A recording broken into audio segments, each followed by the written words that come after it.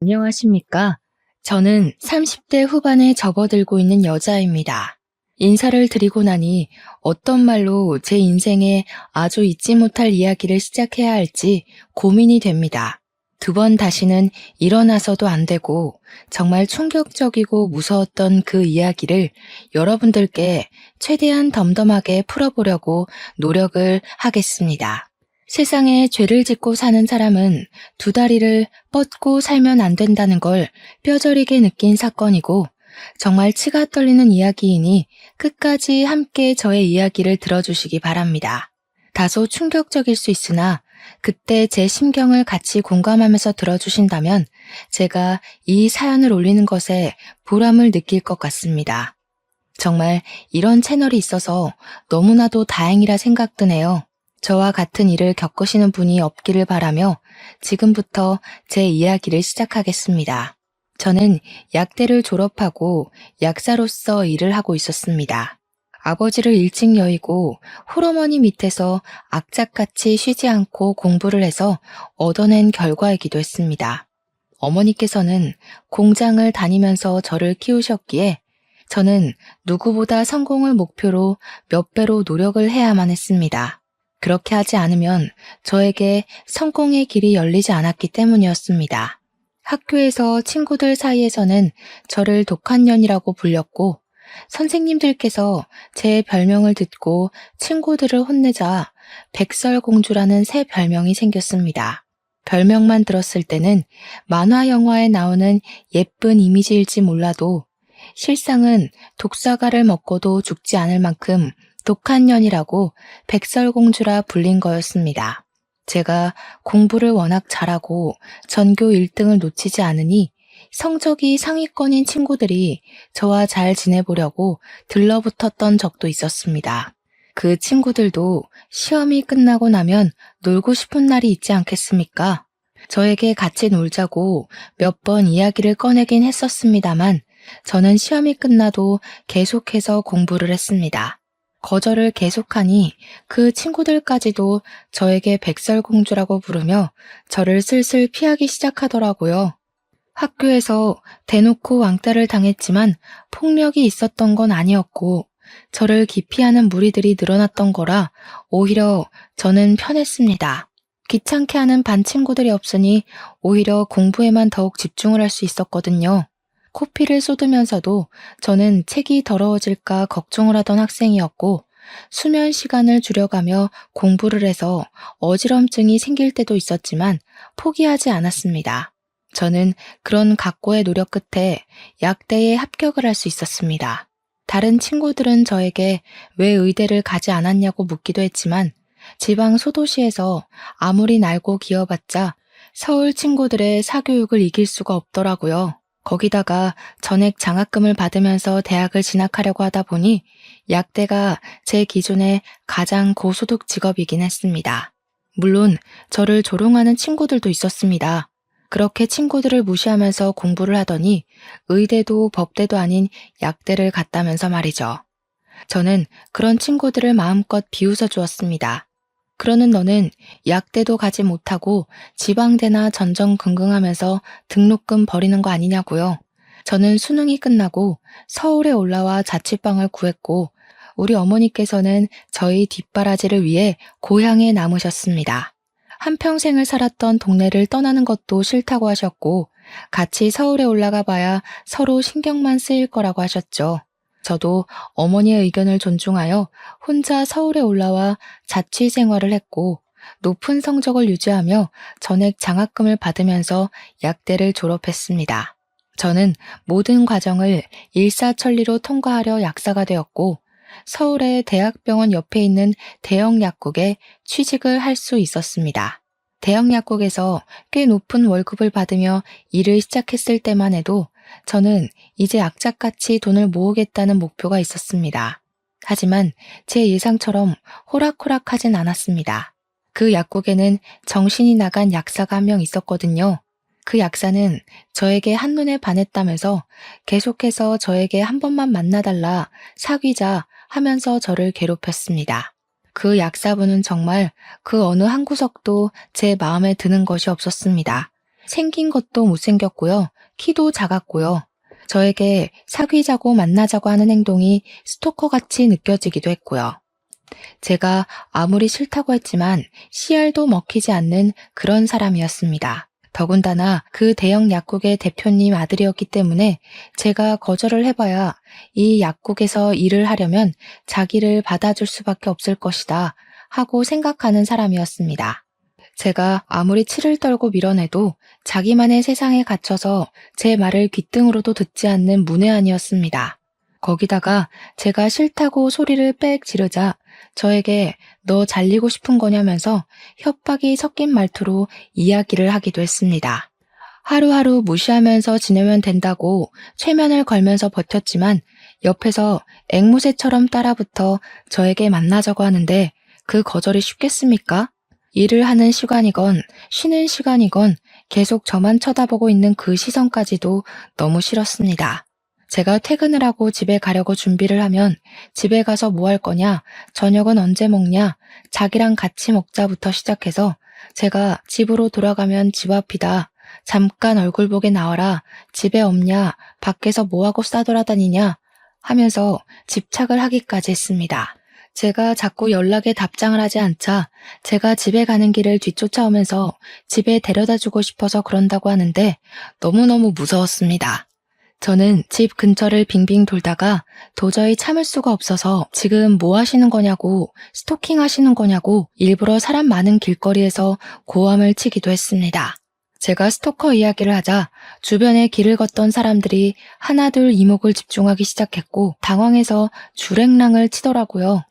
며칠 잠잠한 듯 했던 그 인간이 다시 저를 미행하며 제 일거수일투족을 궁금해하기 시작하자 저는 참지 못하고 경찰서에 들어가 신고를 했습니다. 그런데 그 사람이 경찰서에서 들어와 해명을 하더라고요. 자기를 무슨 변태 취급한다면서 아주 억울해했어요. 경찰 앞에서 안색 하나 바꾸지 않고 변명을 하는데 얼마나 치가 떨리던지 계속해서 자기는 직장 동료고 약사라면서 걱정이 되어서 지켜주려고 쫓아갔을 뿐이라고 했습니다. 그런데 제가 진짜 어이가 없었던 건 경찰들이 제 말을 믿어주지 않고 약사 명함을 내민 그 남자의 편을 들어주었다는 겁니다. 회사 동료가 이 정도로 챙겨주기 쉽지 않지 않냐면서 남자들의 마음을 이해해주라고 이참에 두 분이 사귀면 되겠네 하면서 웃더라고요.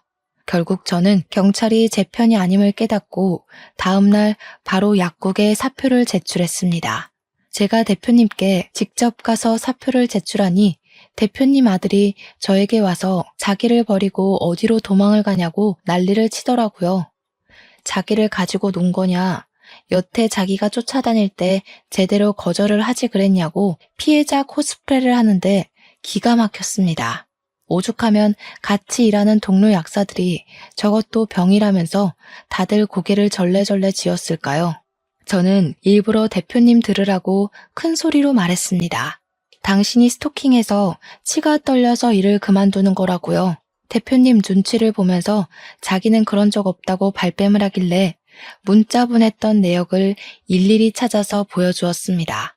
어디냐고, 왜 집에 안 가냐고, 남자 만나러 가는 거 아니지? 너 걸레야? 하는 문자들을 보여주니 대표님 얼굴이 새빨개지더라고요. 제가 당신 때문에 그만두는 거다. 얼굴도 못생기고 키도 작은 주제에 어딜 들이대냐고 인생 그렇게 허접하게 살지 말라고 했죠. 대표님이 아들 등짝을 막 때리면서 너 또 저랬냐고, 도대체 너 때문에 그만두는 약사가 몇이냐고 소리를 막 지르셨죠. 알고 보니 저 말고도 피해를 입고 그만둔 사람들이 한둘이 아니더라고요. 가뜩이나 약사 구하기도 어려운데 또 그만두게 한다면서 대표님이 정신병원이라도 알아봐야겠다고 소리를 치셨습니다. 저는 그분에게 두 번 다시는 제 앞에 나타나지 마시라고 경고를 하고 퇴사를 했습니다. 운이 좋게도 바로 작은 약국으로 취직을 할 수 있었습니다. 동네도 훨씬 가까워졌고 페이는 조금 적었지만 한결 여유로운 직장이었습니다. 잘 다니던 대형 약국을 그만두었다는 말에 어머니는 무슨 일이 있냐고 하셨지만 굳이 걱정하실까봐 자세히는 말하지 않았어요. 근데 여기서 일이 끝나지 않고 제가 취직한 새 약국까지 찾아와서 스토킹 짓을 하는 게 아니겠습니까? 오죽하면 동료 직원들이 저 사람 이상하다고 저에게 계속해서 이야기를 하기까지 했습니다. 결국 저는 고소를 결심했고 동료 직원들이 증언을 약속해 주어서 증거를 전부 모았습니다. 집까지 찾아오는 그 사람들을 피해서 동료 직원의 집에 지내기로 하고 고소까지 진행하니 저와 협의가 이루어지지 않았던 거죠. 저희 본가를 어떻게 알았는지 어머니에게까지 찾아가서 대표님이며 그 인간이며 합의를 해달라고 계속 요구하고 협박을 했던 것입니다. 저희 어머니께서 놀래서 전화가 와서 예전 약국 대표라는 사람이 합의를 해달라고 찾아왔는데 이게 다 어떻게 된 일이냐며 설명을 해달라고 하셨습니다. 제가 너무 열이 받아서 고향으로 내려가겠다고 하니까 어머니께서 걱정하지 말라고 이런 파렴치한 놈들에게 합의해주지 않겠다면서 일 열심히 하면서 버티라고 하시더라고요. 우리 어머니께서 고향에서만 평생을 살아온 사람이지 않겠습니까? 60년을 넘게 한 동네에서 살았으니까 동네 사람들을 전부 알고 계시거든요. 돈 많이 줄 테니까 합의를 해달라고 찾아온 약국 대표님을 보자마자 어머니께서 절친인 고향 동네 사람인 경찰서장을 부른 겁니다. 경찰서장인 아저씨는 어머니랑 초등학교 때부터 쭉 동창인 분인데 진짜 친하셨어요. 아저씨가 직접 나서주신 덕분에 합의를 하자고 협박을 했던 것까지 모조리 다 추가가 돼서 벌금을 엄청나게 때려맞고 저에 대한 접근 금지까지 처리가 되었다고 하더라고요. 진짜 어찌나 감사했는지 모르겠습니다. 거기다가 그 약국이 대학병원 앞에 있는 엄청난 대형 약국이지 않았겠습니까? 제가 그 안에서 벌어졌던 일들을 제보해서 기사도 엄청나게 떴습니다. 그 약국에 비리 같은 게 좀 많았거든요. 원래 약 제조는 약사만 할 수 있는 일인데 대형 약국이기도 하고 일도 엄청 많은 곳이었으니 일손이 부족했습니다.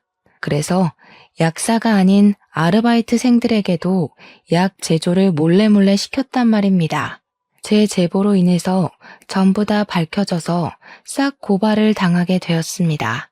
결국에는 약국은 영업정지를 당하게 되었고 인터넷에는 스토커가 있는 약국이라고 대문짝만하게 박제가 되어서 완전히 망해버렸습니다.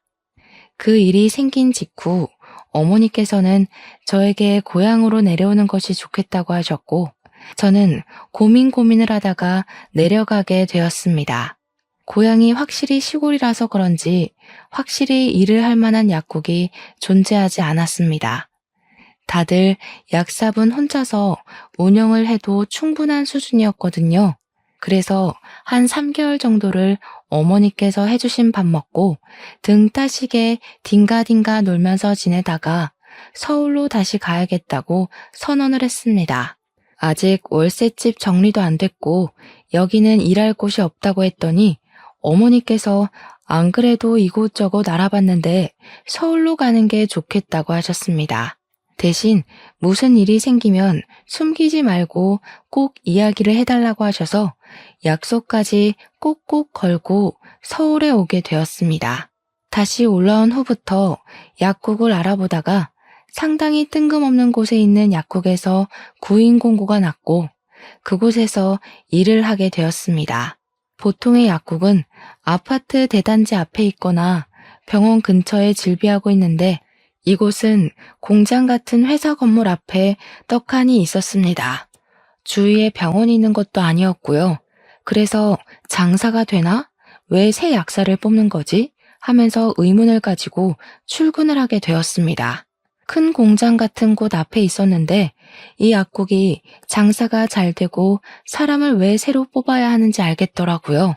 공장에서 날카로운 걸 많이 다루는지 붕대나 연고, 밴드, 소독약 같은 걸 사러 오는 사람이 엄청나게 많았던 겁니다. 수술을 하는 사람들도 꽤 있는지 소독을 해달라고 오는 사람도 있었고요. 장사가 꽤 되기도 하고 간간히 처방전을 들고 오는 사람들도 있어서 그럭저럭 일거리가 있었습니다. 신기하다 싶었죠 뭐. 월급이 적긴 했지만 그만큼 일이 밀리지도 않고 딱 좋았습니다. 그곳에서 적응을 하고 약공일을 보다가 알게 된 손님이 한 분 있었는데 하루는 그 손님이 손을 심하게 다쳐서 방문을 했습니다. 병원을 가보시는 게 좋을 것 같다고 하니까 일단 붕대를 감아달라고 하셔서 붕대를 감아주었습니다.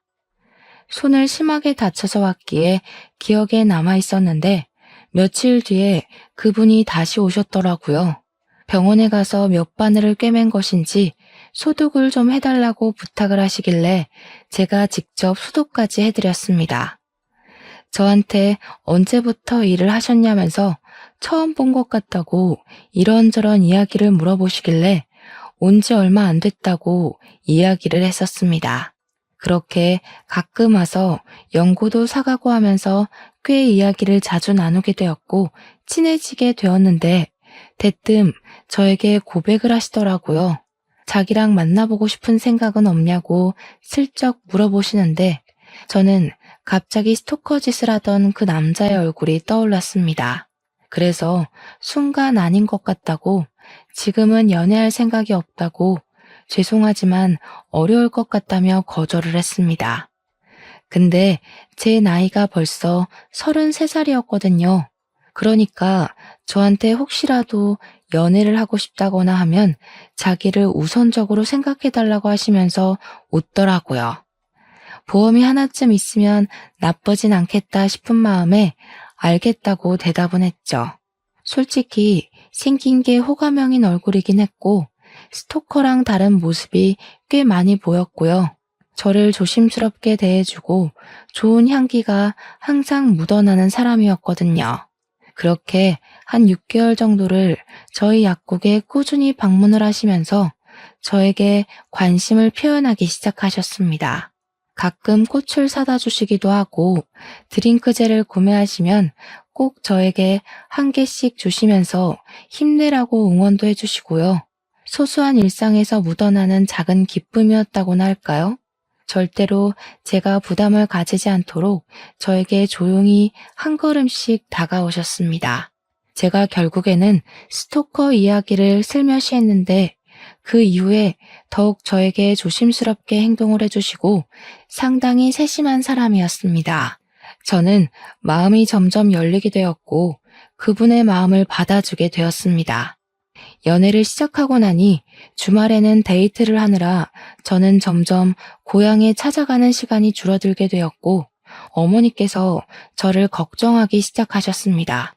스토커에게 당한 이후에 자주 고향에 방문을 해서 시간을 보냈었는데 내려오는 시간이 줄어드니 무슨 일이 생긴 건 아닐까 싶으셨던 거죠.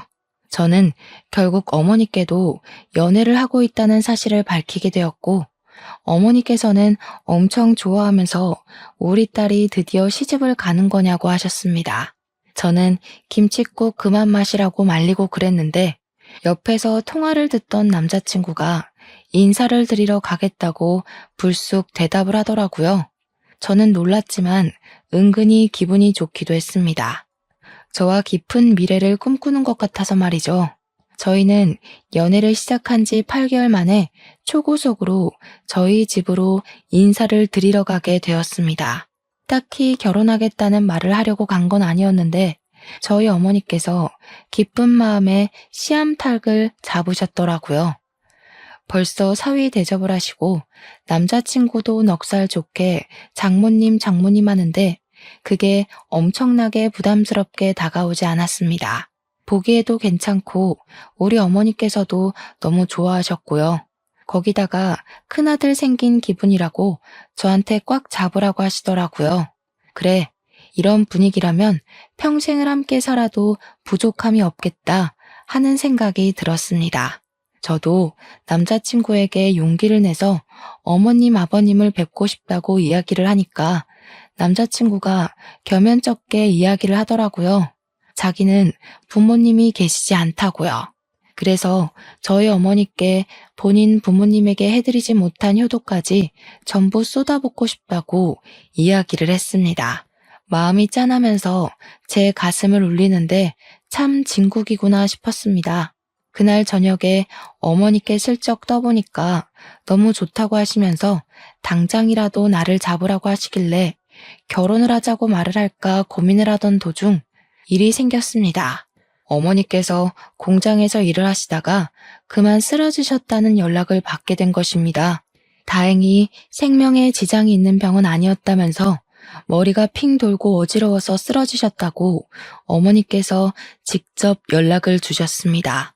저는 놀란 마음에 한달음으로 고향까지 달려가게 되었는데 병원에서 여러 검사를 거친 결과 머리에 혹이 있다면서 수술을 해야 한다고 하더라고요.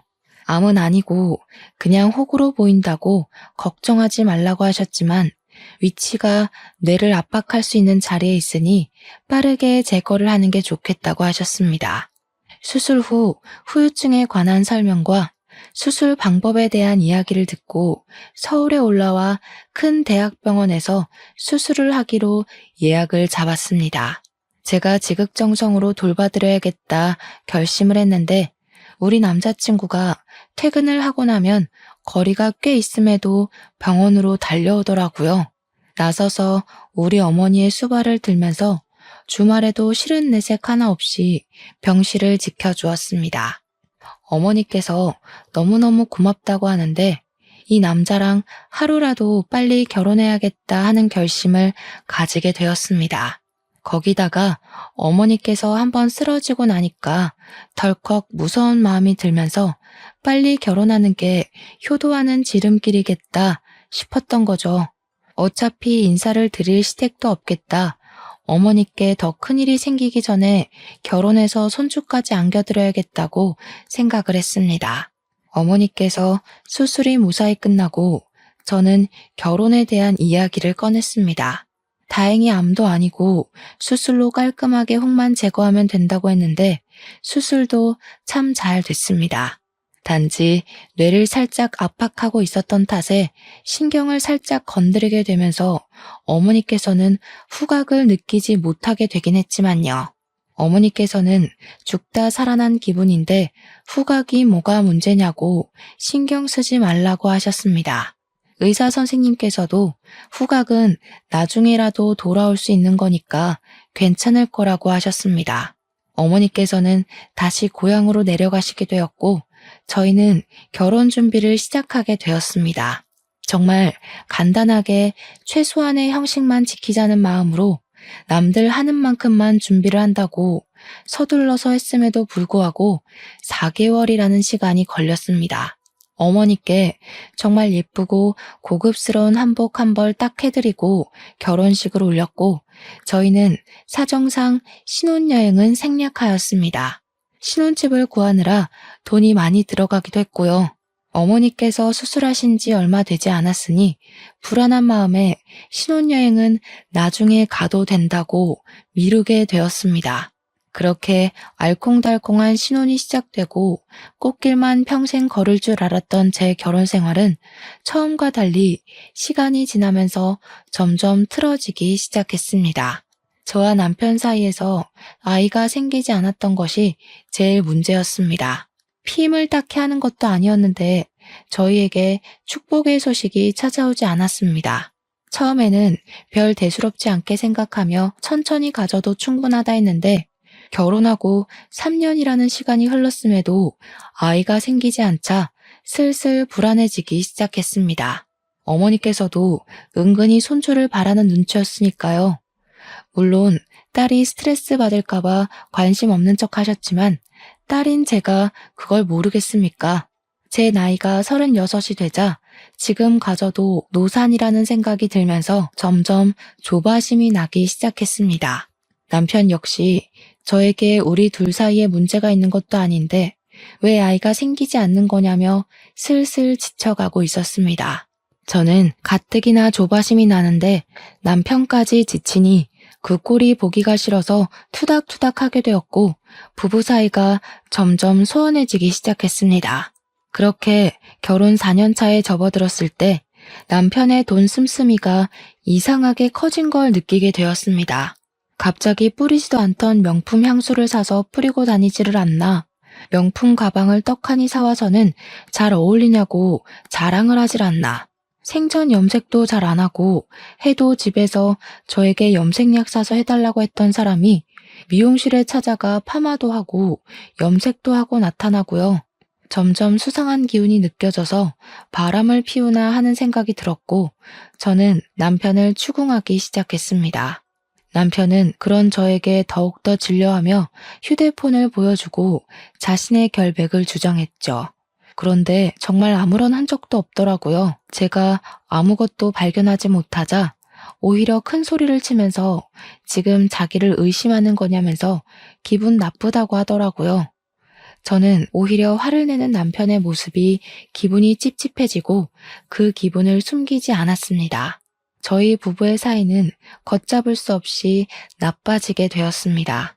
그렇게 점점 부부 사이의 골이 깊어지던 어느 날 약국에 남편과 공장에서 친하게 지내던 분이 손을 다쳤다며 약국에 찾아왔습니다.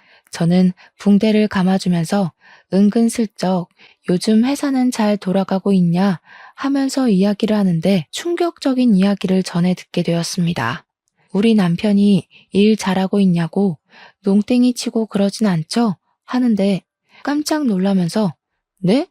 정훈이 일 그만뒀잖아요. 하는 겁니다.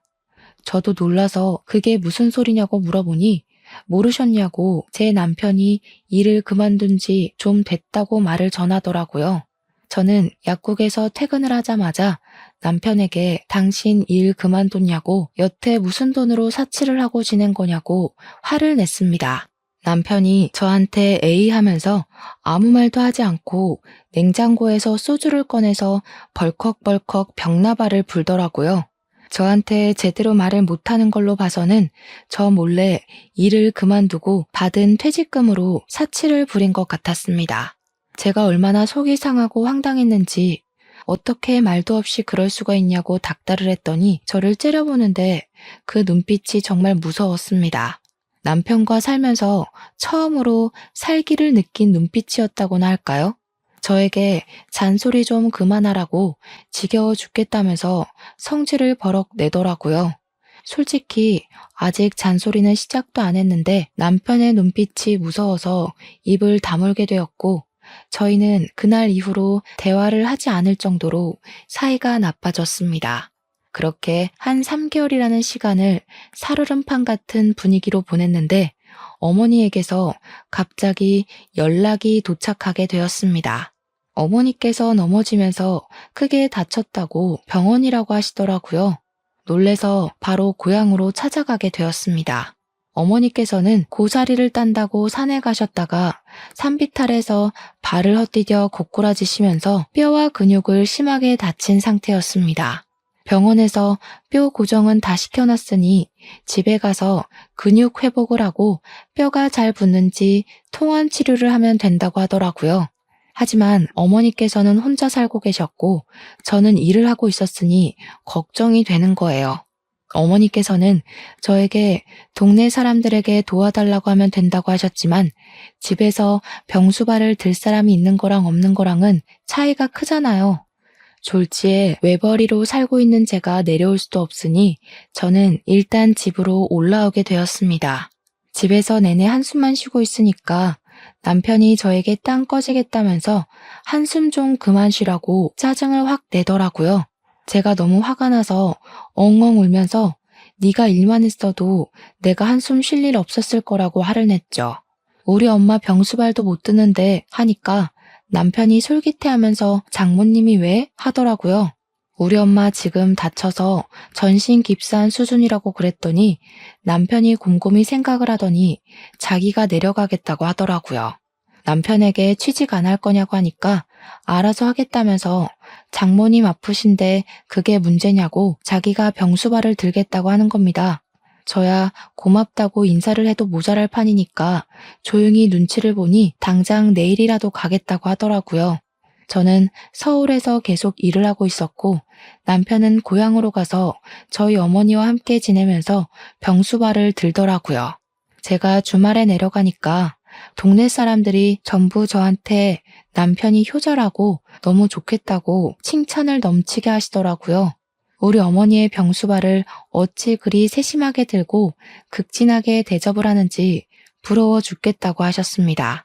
그런 말을 하나 둘 듣다 보니까 우리 남편이 조금 달리 보이기도 하고 왠지 어깨가 으쓱해지기도 하더라고요. 집에 도착하니 어머니께서 남편이랑 하하호호 웃으면서 있는데 보기 좋았습니다. 남편이 서툰 솜씨로 밥까지 다 챙겨준다고 하시면서 가끔 맛이 좀 이상하긴 하지만 수발을 들어주니 너무 편하고 좋다고 하셨습니다. 그래서 저는 그냥 끄덕였죠. 집에서 밥은커녕 라면 하나 지 손으로 끓여 먹지 않던 사람이 대단하다 싶기도 했습니다. 근데 남편이 저를 보더니 인상을 팍 쓰면서 여기는 뭐하러 왔냐고 퉁명스럽게 물어보더라고요. 제가 뭐 못 올 때 온 것도 아니고 우리 집에 내가 오겠다는데 자기가 인상을 왜 쓰는지 찬물을 확 끼얹은 것처럼 기분이 상했습니다. 주말이라 하루 자고 가려고 왔다니까 남편이 저보고 어머니랑 같이 자라고 하더라고요. 밤에 화장실 왔다 갔다 하실 때 불편해 하신다고 그래서 알겠다고 했는데 어머니께서 저한테 남편이랑 같이 자야지 왜 여기서 자냐고 타박을 하셨습니다. 밤에 화장실 알아서 잘 갈 테니까 남편이 옆에서 자고 가라고 하시더라고요. 졸지에 쫓겨나서 남편 방으로 갔더니 남편이 화들짝 놀라더라고요. 여기는 왜 왔어? 하는데 내가 뭐 못 올 때 온 거냐고 대답하고 방을 둘러보는데 은근히 자기 짐을 채워뒀더라고요. 그러다 선반에 웬 안약통 같은 게 5개가 쪼르륵 있길래 이게 뭐야? 하고 보니 니코틴 원액이라고 쓰여 있더라고요. 그러자 남편이 만지지 마 하면서 날선 반응을 보였습니다. 제가 약사니까 니코틴이 뭔지 잘 아니까 이게 왜 여기 있냐고 물어보니까 남편이 그러더라고요. 장모님이 담배 냄새를 싫어하셔서 냄새가 없는 전자담배로 바꾸었다고요. 여기가 시골이라 전자담배를 파는 매장이 멀어서 한 번 갈 때 여러 통을 사두게 되었다고 하길래 저는 전자담배를 피워본 적이 없어서 그런가 보다 하고 넘어갔습니다. 다음 날은 밥 차리느라 고생하는 남편을 대신해서 제가 식사 준비를 다 하고 다들 맛있게 먹고 정리까지 마친 뒤 저는 출근을 해야 해서 서울로 돌아오게 되었습니다. 제가 자주 갈 수가 없으니까 어머니와 일주일에 2~3번 정도 통화를 하는데 최근 들어서 어머니께서 자꾸 그러시더라고요. 이상하게 몸이 점점 안 좋아지는 것 같다고. 뼈가 이상한 데 가서 붙었나 하시더라고요. 자꾸 어지러운 느낌이 들고 속이 울렁울렁 뱃멀미를 하는 것처럼 뒤집어지고 밥맛도 영 없고 맛도 이상하게 느껴진다고 하셨습니다. 후각에 문제가 있으니 맛이 제대로 느껴지지 않을 수 있어서 그런 거 아니냐고 했더니 밥이 좀 쓴 것 같고 역하다고 하시더라고요. 그래서 어머니께 큰 병원에 가서 검사를 한 번 더 받아봐야 하는 거 아니냐고 걱정이 된다고 했더니 그래야 하나 하시더라고요. 전화를 끊고 남편에게 전화를 걸어서 엄마 모시고 동네 병원이라도 가서 피 검사 한번 받아봐라 했는데 남편이 한숨을 푹 쉬었어요. 원래 늙으면 다 식욕이 사라지고 속도 불편하고 하는 거라면서 뭘 이런 걸로 검사까지 하냐고 유난인 거라고 하더라고요. 그냥 그런 건가? 하고 있었는데 같이 일을 하던 약사님께서 담배를 좀 피고 오겠다면서 전자담배를 들고 나가시더라고요. 한 10분 뒤에 돌아오신 약사님께 우리 남편도 이런 걸로 바꿨다더라 하면서 전자담배 이야기를 하게 됐습니다. 제가 약사님께 몰랐는데 전자담배에도 니코틴이 많이 들어가더라. 10ml짜리 통을 5개나 들고 있던데? 하면서 이야기를 했죠. 그럴 거면 연초 피는 게 낫지 않나? 하는데 깜짝 놀라시면서 저한테 약사님 요즘 니코틴만 따로 안 팔아요 하더라고요. 그러면서 요즘 그걸로 사람을 죽이니 뭐니 해서 전자담배를 사러 가면 향만 나는 액상에 니코틴을 아예 담아서 준다는 겁니다. 니코틴 원액만 따로 사는 게 불법이라면서 그거 구할 수도 없는 거라고 하더라고요. 그때 갑자기 머리를 띵 맞은 것 같더라고요. 뉴스에서도 자주 나오잖아요. 니코틴 원액만 따로 살 수 없다고 그걸로 살인도 한다고요. 바로 니코틴 원액 투여 증상을 인터넷에 검색을 해봤더니 글쎄 어지럽고 울렁거리고 식욕 부진이 생기고 이런 글이 막 뜨더라고요. 우리 어머니께서 말했던 증상이랑 동일하다는 걸 깨닫고 순간 소름이 쫙 돋더라고요. 제가 창백해진 얼굴로 덜덜 떨고 있으니까 약사님이 제 손을 막 주무르면서 왜 그러시냐고 하더라고요. 제가 본 이야기를 죄다 하니까 약사님도 놀래서 저보고 고향에 내려가 보라고 하시는 겁니다. 한 3일 정도 휴가를 쓰게 해주시겠다고 집안일부터 해결하고 오라고 하시길래 냉큼 고향으로 내려갔습니다. 가기 전에 일부러 니코틴 해독에 좋다는 복숭아를 잔뜩 사서 내려갔더니 남편이 고향집에 도착한 제 얼굴을 보고 인상을 팍 쓰더라고요. 아무렇지 않은 척 엄마 복숭아 사왔어 하면서 남편을 밀치고 들어가니까 고작 복숭아를 주러 여기까지 온 거냐고 묻더라고요. 갑자기 약국에 일이 생겨서 문을 닫았다고 태연하게 거짓말을 하고 복숭아 좀 먹으라고 니코틴 해독에 좋다고 하니 남편이 정색을 하더라고요. 장모님 속도 쓰리다고 하시는데 무슨 복숭아를 사오냐고요. 저는 잠시 남편이 배 아프다고 화장실에 간 사이에 남편 방에서 니코틴 원액을 찾았습니다. 그게 약간 갈색빛이 나길래 저는 미리 전자담배 파는 곳에서 똑같은 니코틴 용액 케이스만 따로 구매해서 그 안에 간장을 채워넣고 색을 비슷하게 만들어서 바꿔치기를 했습니다. 얼핏 보기에는 니코틴 원액과 차이점이 보이지 않아서 원래 니코틴 원액은 제가 따로 챙겨두고는 태연하게 거실 소파에 앉아 있었습니다. 아무렇지 않은 척 시간을 보내다가 저녁 먹을 때쯤 돼서 저는 입맛이 없다는 핑계를 대고는 남편이 하는 짓을 힐끔힐끔 쳐다보았습니다. 남편은 제가 내일 출근 때문에 밤늦게 서울로 출발할 거라고 했더니 그래? 하면서 안색이 밝아지더라고요. 어찌나 소름이 끼치던지. 대신 피곤하니까 당신이 밥을 좀 하라고 했더니 당연하지 하면서 주방으로 들어가더라고요. 남편이 밥 차리는 동안 저는 관심 없는 척 TV를 보는 척 하면서 연기를 하다가 슬쩍 주방을 보니까 제가 바꿔치기 한 니코틴 용액을 슬며시 열더라고요. 저는 이때다 싶어서 몰래 휴대폰 동영상으로 찍기 시작했습니다. 제가 간장을 넣었으니 밥에 색이 살짝 묻어났나 보더라고요. 그러니 태연하게 밥을 숟가락으로 휘휘 섞는데 진짜 손이 떨려 죽을 뻔했습니다. 그런 장면이 모조리 다 보일 수 있게 일부러 확대까지 해서 찍고 있었습니다. 남편이 밥도 다 차렸는데 언제 집에 갈 거냐고 묻길래 엄마가 밥 먹는 것만 보고 가겠다고 하니까 인상을 또 팍팍 쓰면서 빨리 가라고 하더라고요. 제가 왜? 하고 물으니까 당황해하면서 밤이 늦으면 운전도 위험하고 하면서 변명을 했습니다. 그러고는 식사를 시작했는데 어머니께서 밥을 한 숟가락 떠 드시더니 오늘은 이상하게 밥이 짜네 하시더라고요. 저는 이때다 싶어서 입을 열었습니다. 엄마, 그 밥에 간장이 들어가서 그래. 그래서 짠 거야. 제 말에 남편도 어머니도 저를 쳐다보더라고요. 혹시 요즘에 경찰에 신고할 때 문자 메시지로 신고 접수가 가능한 거 다들 알고 계시나요? 제가 미리 경찰에 신고를 해두어서 경찰이 출동을 한 상태였거든요. 때마침 근처에서 사이렌이 울리길래 현관문을 열어주었습니다. 경찰이 범죄 신고를 받고 왔다고 집에 들이닥치는데 제가 남편을 가리켰습니다. 저희 남편이 우리 엄마 밥에 니코틴을 섞고 있었습니다. 제 말에 남편이 화들짝 놀라면서 무슨 소리를 하는 거냐고 억울하다고 정신병자냐고 소리를 치더라고요. 그래서 저는 출동한 경찰에게 제가 찍어두었던 영상을 보여주고 빼돌렸던 니코틴 원액을 경찰에게 넘겼습니다.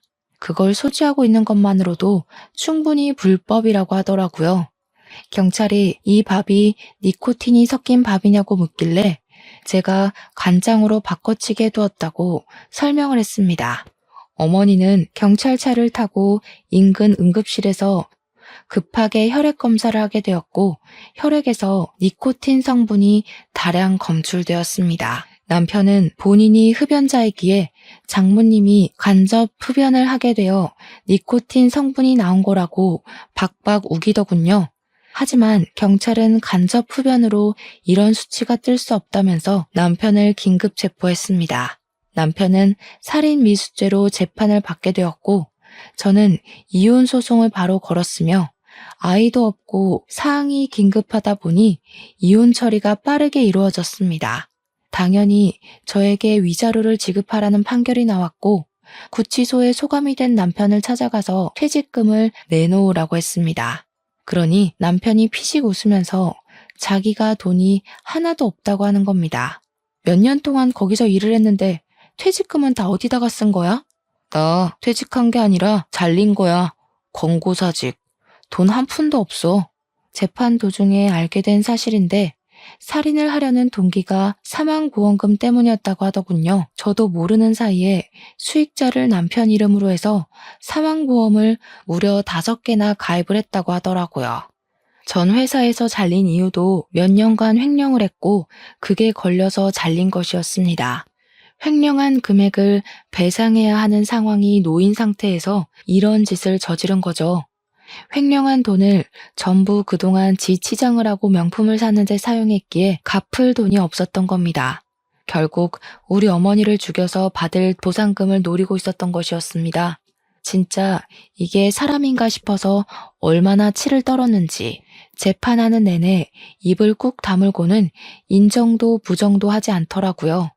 최소한 죄송하다는 말은 나올 줄 알았는데 지는 끝까지 잘못한 게 없는 것처럼 굴었습니다. 그저 재수가 없고 운이 나빠서 걸린 거지 자기 계획은 완벽했다는 사람처럼 말이죠. 그런데 사건이 밝혀질수록 이상한 점들이 나오기 시작했습니다. 남편의 부모님도 돌아가셨다고 했지 않습니까? 그 사인도 이상했던 겁니다. 나중에 여죄로 드러나게 되었는데 남편이 부모 역시 니코틴으로 살해를 했던 것이었습니다. 보험금까지 본인이 수령을 해서 차를 사고 집을 사고 했던 것입니다. 남편은 당연히 죄질이 나쁘고 연쇄살인이라는 이유로 사형이 떨어지게 되었고 그제야 분하다며 저에게 악을 쓰더라고요. 진짜 정신 나간 놈인 줄 알았습니다. 저는 남편 이름으로 된 재산을 변호사를 통해서 위임장을 받아 모두 처분할 수 있었습니다. 어차피 가석방 없는 사형 수이기에 그 돈으로 저희 어머니를 치료하고 하는데 사용하려고 합니다. 재판이 다 끝나고 전 남편은 교도소에 들어가게 되었고 몇 개월 뒤 저에게 편지를 하나 보내더군요.